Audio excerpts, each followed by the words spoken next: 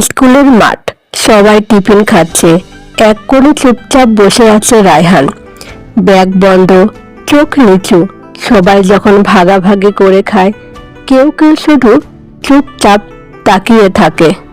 দুই বন্ধু বার্গার আর জুস খাচ্ছে।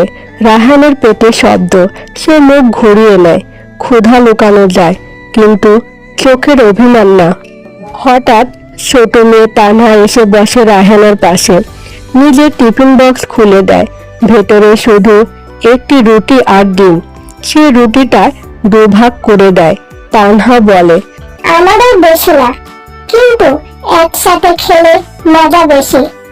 দূর থেকে শিক্ষক দেখছেন। পরের দিন অ্যাসেম্বলিতে শিক্ষক ঘোষণা দেন, আজ থেকে কেউ স্কুলে টিফিন ছাড়া থাকবে না।